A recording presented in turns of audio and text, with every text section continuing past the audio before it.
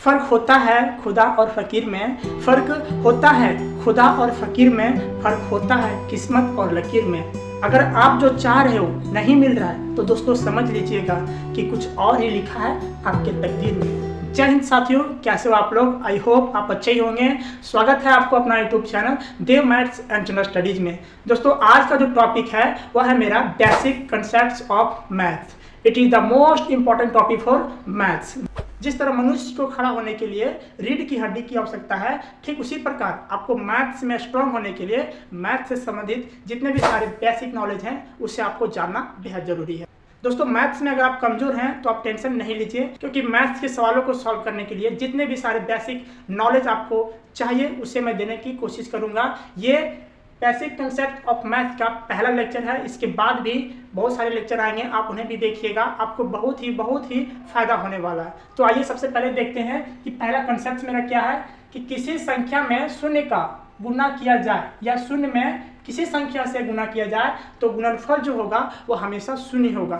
कहने का मतलब है कि किसी संख्या में, मान के चलिए ये मेरी संख्या है और इसमें अगर हम जीरो से गुना करते हैं तो ये क्या हो जाएगा दोस्तों? जीरो हो जाएगा। ठीक है, किसी भी संख्या में चाहे कितनी भी क्यों ना लंबी हो, अगर उसे जीरो से मल्टीप्लाई करते हैं तो वह शून्य हो जाएगा। ठीक है, दूसरा क्या था कि किसी संख्या से शून्य में, ठीक है, शून्य में अगर हम किसी संख्या से गुना करते हैं, ठीक है, तो ये भी दोस्तों क्या हो जाएगा? शून्य हो जाएगा। ठीक, एक और लेते हैं 6 गुने 8 गुने 5 गुने 0 गुने 4 गुने 9 इक्वल टू क्या होगा दोस्तों?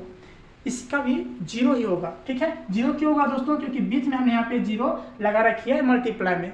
ये सब संख्या तो मल्टीप्लाई हो जाएगी, ये भी संख्या दोनों आपस में मल्टीप्लाई हो जाएगी, लेकिन मल्टीप्लाई करने के बाद जो संख्या आएगी उसका भी मल्टीप्लाई हमें जीरो से करना होगा।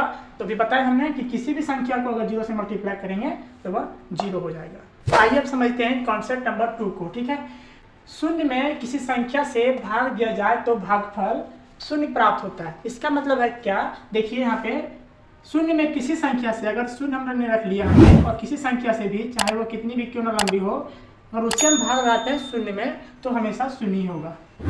एक और लेते हैं, शून्य में किसी संख्या से अगर हमें भाग लगाना है तो हमेशा भाई जीरो ही होगा। ठीक है, आइए अब समझते हैं कॉन्सेप्ट नंबर 3 को। किसी संख्या को जीरो से भाग दिया जाए तो भागफल इनफाइनाइट प्राप्त होता है, नॉट डिफाइंड प्राप्त होता है। ठीक है, किसी संख्या को अगर मान लेते हैं 5 4 3 2 0 को अगर जीरो से भाग लगाते हैं ना तो भाई ये भागा नहीं लगेगा। ठीक है, भागा ये नहीं लगेगा, तो ये किस में चला जाएगा? नॉट डिफाइंड में। इसका डिफाइंड हो ही नहीं सकता। एक और लेते हैं 4 3 2 बट्टा 0, यानी इसमें से इसको हम क्या कर रहे हैं? भागा लगा रहे हैं, तो ये भी किस में चला जाएगा भाई लोग? इनफाइनाइट में चला जाएगा। ठीक है, हमने इससे पहले क्या पढ़ा कि ऊपर रहती थी जीरो और नीचे हमें संख्या से भाग लगाते थे, लेकिन इसमें क्या है? नीचे मेरा जीरो है, ऊपर मेरा संख्या है। ठीक है, तो ये वाला इनफिनिट में चल जाएगा, लेकिन ये वाला हमेशा किस में जाएगा? जीरो में जाएगा। क्लियर? आइए अब देखते हैं कॉन्सेप्ट नंबर 4 को। किसी संख्या की घात शून्य होने पर इसका मान हमेशा 1 होता है। जैसे 4 6 की घात हमने जीरो रख दिया, इसका मतलब इसका जो मान आएगा वह कितना आएगा दोस्तों? 1 आएगा। ठीक है, एक और लेते हैं 3 6 7 के घात हमने जीरो रखा, इसका भी मान कितना आएगा दोस्तों? 1 ही आएगा। आप चाहे कितना लंबा ही क्यों ना यहाँ पे ले लो, लेकिन इसके घात अगर जीरो रह गया तो ये हमेशा इसका मान हमेशा 1 ही आएगा दोस्तों। आइए अब समझते हैं कॉन्सेप्ट नंबर 5 को। किसी संख्या को स्वयं से भाग देने पर जो भागफल आता है दोस्तों वो हमेशा 1 आता है। कहने का मतलब है कि सेम संख्या 4 6 8 7, इसी को भागा लगाएंगे 4 6 8 7 को, तो ये कितना बार में आएगा दोस्तों? 1 बार में आएगा। ठीक है, सेम संख्या होनी चाहिए, ऊपर भी और नीचे भी। एक और लेते हैं 6 9 5 और 6 9 5, कितना बार में कटेगा दोस्तों? 1 बार में। लेकिन 0 बट्टा 0 करेंगे तो क्या 1 आएगा?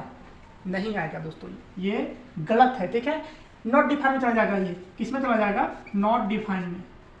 ठीक है, ये डिफाइंड हो ही नहीं सकता दोस्तों। आप एक काम कीजिए, जितने सारे मैं बता रहा हूँ आप एक कॉपी लीजिए और उसमें नोट्स बनाते चलिए और सभी चीज़ों को बारीकी ढंग से लिखिए, ताकि आपको कभी भी जरूरत पड़े तो आप इन चीज़ों को देख के आसानी से सभी चीज़ों को समझ पाओगे।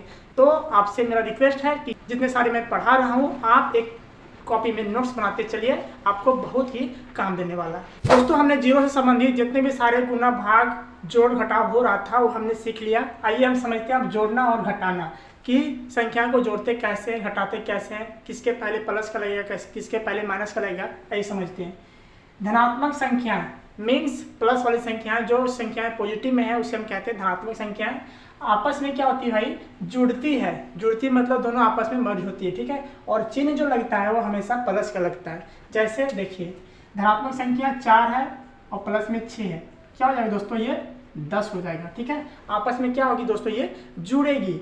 कब, जब दोनों संख्याएं किस में हो, धनात्मक में हो। एक और लेते हैं 2 + 11, कितना हो जाएगा दोस्तों, ये 13 हो जाएगा, ठीक है। संख्या क्या होगी, जुड़ेगी। कब, जब धनात्मक संख्याएं रहती है तो आपस में जुड़ती है, ठीक। नोट में आप लिख लीजिए यहाँ पे, किसी भी संख्या के पहले कोई चिन्ह ना हो तो क्या माना जाता है दोस्तों, धन माना जाता है, मतलब प्लस में माना जाता है, ठीक है। ये संख्या किसमें माना जाता है, प्लस में। जैसे देखिए यहाँ पे 4 + 6, तो 4 के पहले कोई साइन लगा है, नहीं लगा ना। प्लस माइनस गुना भागा किसी का साइन लगा, नहीं लगा। इसका मतलब ये हमेशा धन में रहेगा।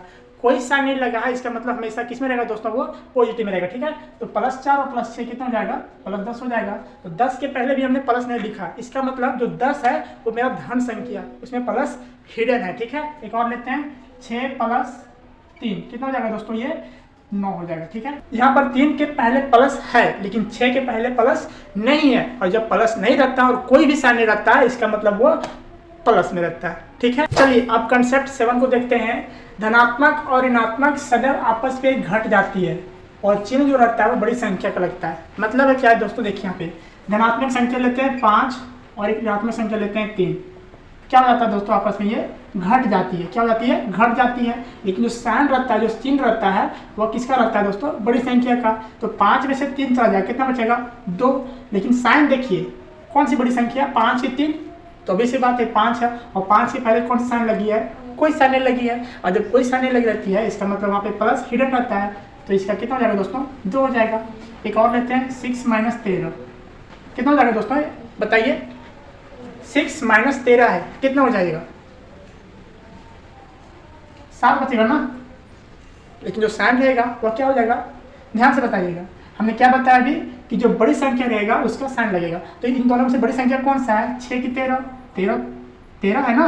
13 के पहले कौन सी साइन लगी है, माइनस का, इसका मतलब ये माइनस हो जाएगा, -7 हो जाएगा, ठीक है। इसका कहने का मतलब वही है। कोई बड़ी संख्या ले लो, 4 8 -53, कितना हो जाएगा इसका, 48 और 2 इधर कितना हो गया, 5 हो गया, ठीक है, 5।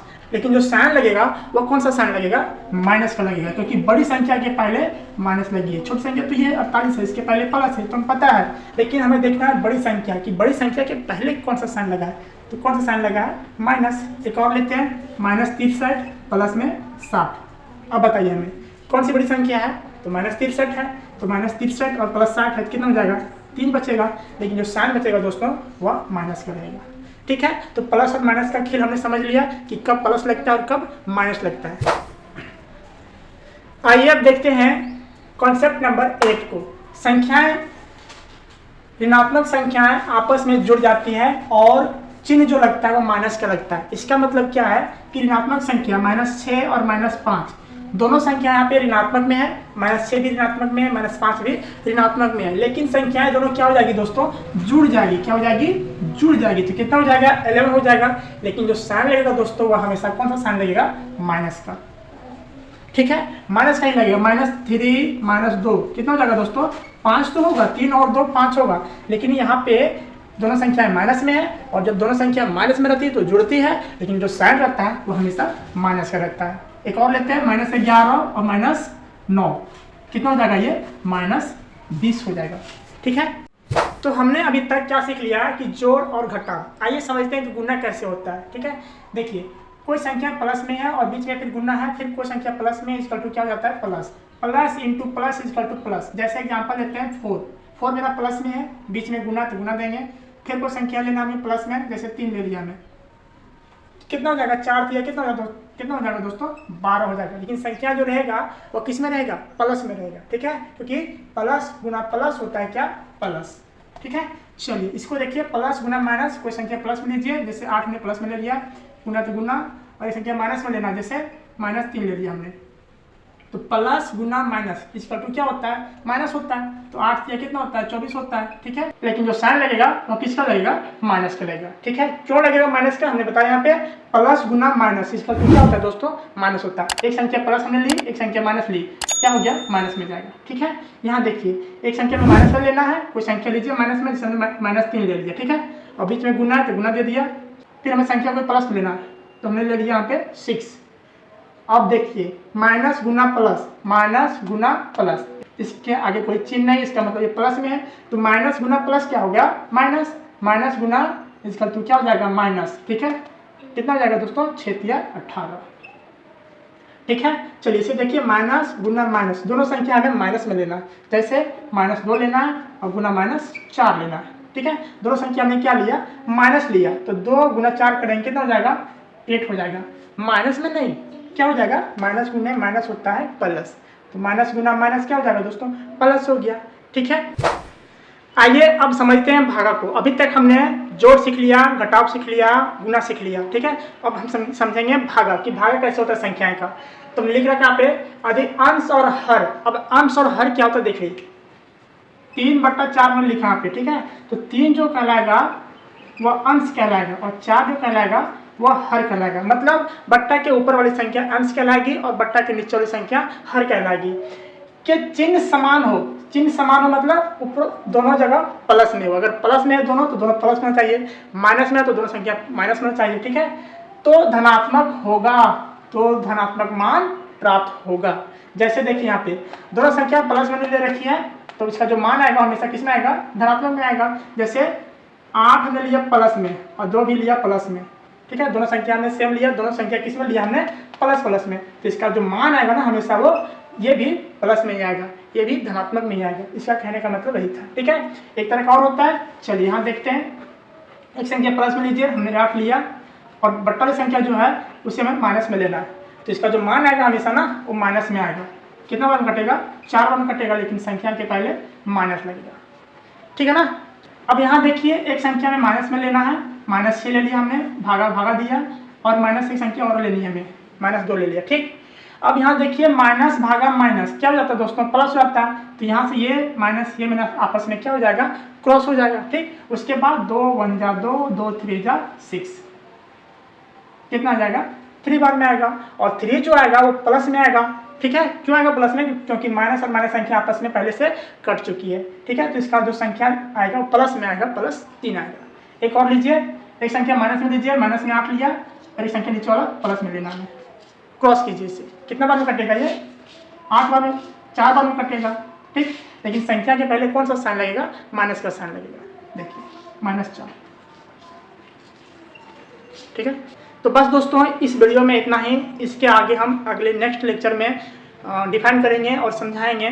अगर ये वीडियो आपको थोड़ी सी भी हेल्पफुल लगी होगी तो प्लीज़ भाई लोग लाइक कीजिएगा, शेयर कीजिएगा, कमेंट कीजिएगा, और चैनल पर नए तो चैनल को सब्सक्राइब कीजिएगा। मिलते हैं नेक्स्ट एपिसोड में, तब तक के लिए थैंक यू।